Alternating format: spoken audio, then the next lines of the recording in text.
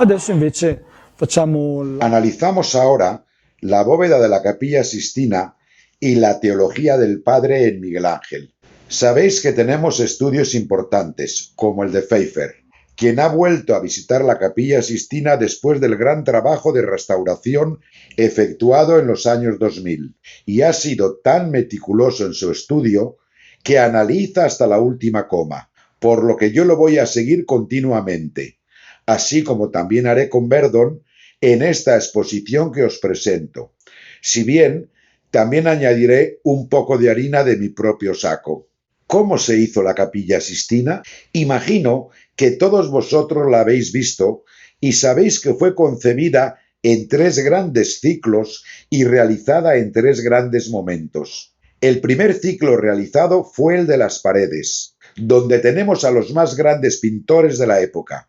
A finales del 480, la dirección estaba en manos de Pietro il Perugino, quien llamó a grandes pintores como Botticelli, Cosimo Rosselli y tantos otros. ¿Qué es lo que se hizo?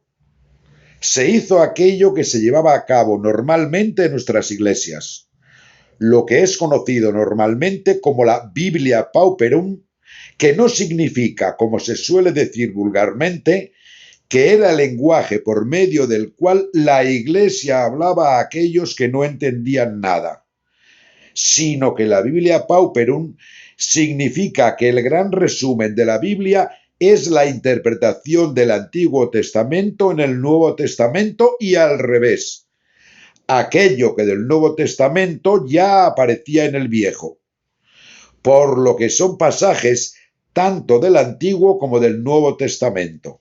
Si nosotros observamos todas nuestras iglesias medievales que han mantenido estas obras, pues después veremos que el Concilio de Trento a menudo borró todos estos frescos, fueron cubiertos con cal y la iglesia rediseñada en estilo barroco, donde aún se conservan, como por ejemplo en la Basílica de Asís y en tantas otras iglesias, vemos siempre la historia de la salvación del Antiguo Testamento, que comienza siempre con la creación del cielo y de la tierra y termina con el sacrificio de un profeta, como no puede ser de otro modo. Y la del Nuevo Testamento, que va desde la Anunciación a la dormición de la Madre de Dios y la Asunción de María. Estos 2 ciclos están en estrecha relación el uno con el otro. ¿Cuál es el mensaje que nos muestra la Capilla Sixtina en esta Biblia Pauperum? Que la historia de Moisés se ve realizada en la vida de Cristo. Es algo que puede ver cualquiera, tanto vosotros como yo. Por eso, si imaginamos que allí al fondo está el altar, al entrar en la Capilla Sixtina tenemos a la izquierda las escenas de la vida de Moisés, situadas de forma paralela a las escenas de la vida de Cristo, por lo que queda claro que el misterio de la vida de Moisés se realiza en la vida de Cristo. si realizza nella vita di Cristo.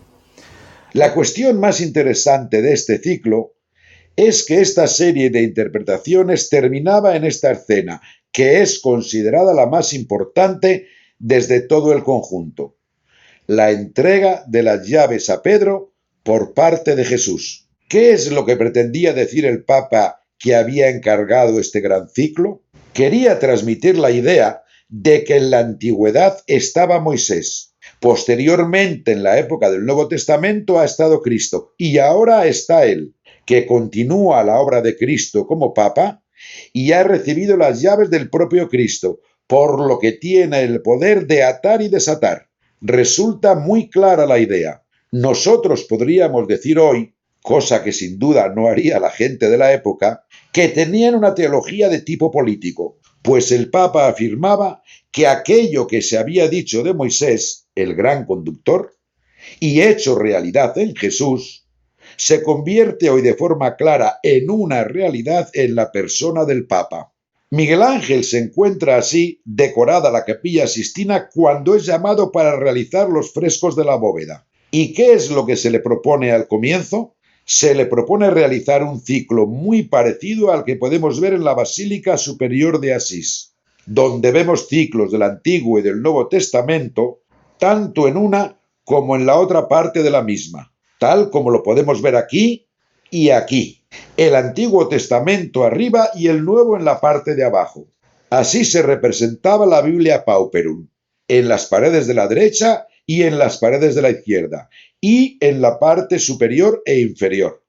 Aquí tenemos una novedad, como es la inclusión de la vida de San Francisco, lo que supone una actualización que los franciscanos interpretan de modo político al señalar que en esta época Cristo es Francisco, leyéndola en este sentido. ¿Quién es hoy Cristo?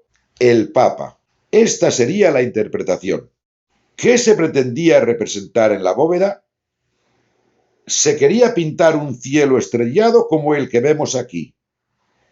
Es el mismo argumento de la naos de la Iglesia Oriental. Pues nosotros, al mirar estas ventanas, vemos lo que hay en el cielo, que no se trata de nuestro cielo, sino el de la realidad sobrenatural. Por tanto, si nosotros en una iglesia miramos hacia arriba y hacia el ábside, el cielo se nos abre para ver la realidad de Dios. Este es el significado del cielo estrellado. Questo è il cielo stellato. E poi si voleva Además, se quería representar a los 12 apóstoles, siendo Pedro el primero de ellos. ¿Cuál era, por tanto, el proyecto? Representar a Pedro en esta posición y a los apóstoles en los nichos situados a los lados de la bóveda, donde están hoy las sibilas y los profetas, así como el cielo estrellado. Sabemos también que la leyenda dice que Miguel Ángel comenzó a realizar este proyecto, pero después y en un cierto momento lo destruyó en 4 días porque parece ser que no le gustaba, ya que él quería presentar un proyecto distinto. Esto lo digo para mostraros cuál era la idea del Papa. La idea del Papa era que la escena de la entrega de las llaves debería haber remitido al nuevo ciclo de la bóveda de Miguel Ángel, en la que Pedro, como príncipe de los apóstoles, contempla la iglesia desde lo alto y la lleva desde la tierra hacia el cielo. Vemos, por tanto, que este esquema de fuerza y potencia están relacionados, siendo este el proyecto inicial. Miguel Ángel rediseña todo y hace algo muy extraño. Coloca en el puesto de Pedro al profeta Jonás, lo cual resulta un tanto increíble, pues podría haber elegido una figura de Pedro, pero ir a buscar la figura de Jonás, el último de los profetas, que aquí ha sido representado con todo el sentido, como alguien que parece querer escapar a la fuerza de la palabra de Dios, con la gran confusión que vemos en sus manos y en su cuerpo. Es justamente el hombre que refleja la debilidad y la indecisión. Observad que aquí tenemos algo increíble, pues en vez de la potencia y la fuerza de Pedro, encontramos la debilidad de Jonás. Pero veamos cómo continúa Miguel Ángel. ¿Qué es lo que mira Jonás con este gesto tan particular? Desde su posición contempla la creación en 7 días, por lo que en realidad Jonás está contemplando la creación, la forma en la que Dios quiso crear y llevar adelante el mundo. Estamos ante un cambio no solo de Pedro que contempla y guía a la iglesia según el esquema inicial, sino que ahora vemos a Jonás que no mira a la iglesia, sino el modo en el que Dios quiso crear el mundo y cómo lo conduce hacia adelante con su providencia. Aquí tenemos, por tanto, una teología del Padre y toda una teología de la Iglesia. Y en vez de una teología sobre la reflexión del misterio de Pedro, una teología sobre el modo en que el hombre contempla cómo Dios Padre lleva el mundo hacia adelante. ¿Qué ve Jonás desde su posición? Ve la creación en 7 días, cosa que os presento brevemente porque lo conocemos todos muy bien. Ve a Dios que separa el cielo de la tierra, creando todas las cosas. Luego Dios creando la luz, con una imagen un poco bufa, ya que vemos a Dios por delante, pero también por detrás, con una clara referencia a las palabras de Dios a Moisés. Nadie puede verme el rostro, solo se me puede ver de espaldas. La expresión de espaldas proviene en realidad de la Vulgata, por detrás. Esto es algo muy importante, pues Miguel Ángel lo aplica a su teología, queriendo manifestar que el misterio de Dios es algo que solo se puede intuir. No se puede interpretar por medio de categorías políticas. No se puede entender por medio de categorías directas, pues el misterio de Dios se ve solamente de espaldas, cosa que él ha entendido muy bien y lo ha sabido ver con ojos particulares. Veremos que todas estas cosas aparecerán de nuevo posteriormente contemplando a Jonás, que es el nuevo Pedro. Aquí vemos a Dios creando a los seres vivos y todas las demás cosas, con lo que se cierra el primer Qui è la ciclo. fine del primo grande ciclo. Poi a un certo punto Posteriormente, y en un cierto momento, Dios crea a Adán, con una gran disposición a la libertad, sobre lo que podríamos decir muchísimas cosas, pero yo me refiero solamente a la cita de Pfeiffer, muy bella, ya que estamos hablando del Padre.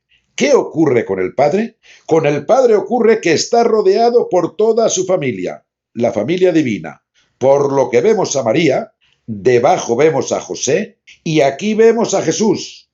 Es decir, estamos ante la Sagrada Familia dentro de la familia divina. Vemos también cómo José y María están unidos por este paño verde, símbolo de la esperanza, pues son castos también después del matrimonio, lo cual supone un reclamo a la virginidad perpetua de María como dogma. Aquí vemos debajo a Lucifer, eso parece, en este personaje de color marrón. El diablo forma parte también de la familia divina, pero se separa de él. Y toda la escena está flanqueada por una corona de ángeles. Observar, por tanto, cómo en una sola imagen está representado el misterio no sólo de la Trinidad, sino el misterio de toda la historia de la salvación. Es de destacar la fuerza y la sutileza con la que se representa este mensaje. Vemos también un gran tema de meditación. Dios omnipotente se sitúa por debajo de la mano de Adán. Para no abrumarlo, se pone debajo. Este es el misterio de la debilidad, de la encarnación del Hijo, de la kenosis, por lo que son pasajes extraordinarios de teología. Aquí Dios se pregunta si Adán entiende el juego de esta unión con los dedos. En la escena siguiente vemos a Adán durmiendo. Esta es la respuesta que el hombre le ha dado, por lo que al ver a Adán dormido, Dios se plantea darle una mujer para que se despierte. Veamos ahora lo que sucede en la escena siguiente. Al despertarse, los dos cometen pecado y se alejan de Dios. Con esta escena finaliza el segundo gran ciclo de los tres representados. El primero, Dios crea el mundo, después crea a Adán y viene la caída. Pero Miguel Ángel sigue adelante. No obstante el pecado, Dios renueva su misericordia en la familia de Noé, 9 justos en total, quienes ofrecen un sacrificio a Dios con las mejores cosas que poseen, como este macho cabrío. Viene ahora el diluvio universal, donde Dios decide destruir este mundo, pero salva a la familia de Noé, para finalizar de una forma un tanto grotesca, pues en la última bóveda de la Capilla Sistina vemos a la hija de Noé cuando lo encuentran borracho. Esta es la escena de la borrachera de Noé, que sirve para decirnos que incluso Noé, que era el padre de esta nueva familia de justos, realmente no ha sido capaz de mantener el nivel de la gracia que Dios le había concedido. Miguel Ángel se detiene aquí, pero nosotros podríamos ir todavía más lejos, leyendo, por ejemplo, la historia que nos cuenta Jesús sobre el hombre que planta una viña en Marcos 12, como bien sabemos. Este es un relato de toda la historia de la salvación, que podría prolongar hasta el infinito la historia que Miguel Ángel describe en la bóveda. Dice así: un hombre plantó una viña y la rodeó con un cercado, y cavando hizo en ella un lagar y fabricó una torre, y la arrendó a unos labradores para luego marcharse lejos de su tierra. A su tiempo, envió un criado a los renteros para cobrar el fruto de la viña. Pero ellos, agarrándole, le apalearon y le despacharon con las manos vacías. Por segunda vez les envió otro criado, y a este también le descalabraron, llenándole de oprobios. Por tercera vez envió a otro, al cual mataron. Tras este, otros muchos, y de ellos a unos hirieron y a otros les quitaron la vida. Vemos que esta es la historia de la Biblia y la historia de los profetas.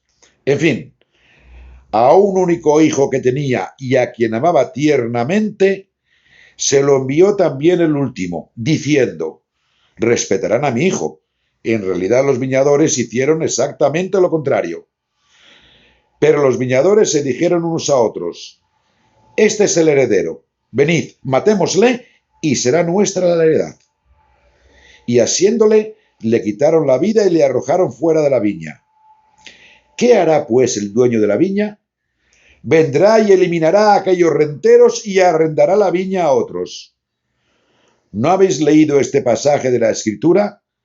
La piedra que desecharon los arquitectos va a ser la piedra angular. È diventata testata d'angolo. Cioè, vi ho letto questa parabola. Os he leído esta fábula para deciros que en realidad esta historia de la salvación, que no se acaba nunca, continúa hasta el infinito, hasta volver a plantear el tema del pecado original, cuando los hombres han llevado a la muerte al Hijo de Dios, que vino para salvar a toda la humanidad. Este es el misterio de Dios, quien pese al pecado del hombre, Él como buen padre renueva el amor por sus hijos con un amor incondicionado. Por eso, para estos hijos adoptivos, no duda en entregar a su propio hijo. Volvemos ahora al mensaje de Miguel Ángel, quien nos dice: ¿de qué manera se puede entender verdaderamente el misterio de Dios? Solo hay una forma: poniéndose en el lugar de Jonás, algo que resulta muy bello, sin duda. Y añade: ¿de qué forma puede ser guiada la Iglesia por los verdaderos pastores? Recordemos que Jonás es una referencia al tema de Pedro. Se puede hacer avanzar a la Iglesia en el misterio de la paternidad solo si tenemos presente la propia debilidad. Por tanto, y a modo de resumen, debemos recordar esta posición en la que Dios concede esta gracia anticipada. No fuerza al hombre a decir sí, poniéndose incluso a nivel más bajo que el hombre para que éste sea totalmente libre de aceptar esta gracia que le es concedida. Aquí, y como conclusión de esta exposición que he planteado solo a grandes rasgos, podemos ver de cerca la mirada de Jonás contemplando la escena central de toda la bóveda de la Capilla Sistina, que es la imagen número 4, la de Dios creando a Adán. ¿Qué es lo que nos transmite este gran ciclo de forma especial, que aquí lo vemos solo en un pequeño detalle? ¿Qué significa la paternidad de Dios? ¿Qué es Dios como Padre? La respuesta la encontraremos solamente si contemplamos todo el misterio de la salvación, y lo podemos aceptar solo desde la debilidad de Jonás. Pues todas las veces que el hombre, en su propio orgullo, se crece y cree poder interpretar el misterio de Dios, lo ve solo de espaldas, sin entender nada. De hecho, este es el gran misterio del ateísmo, en el que el hombre decide juzgar a Dios por las cosas que hace, juzgando también el misterio del mal, cuando debería situarse en esa posición de debilidad en la que el hombre se siente un hijo amado más que un juez, descubriendo así que Dios es un padre para nosotros. Creo que esta última interpretación puede darnos una fuerza y un sentido espiritual fuerte que nos permitirá entender cómo Dios es realmente en la teología occidental. Este análisis de Miguel Ángel no es más que una pequeña visión de un tema teológico que podemos analizar en sus muchos y variados aspectos.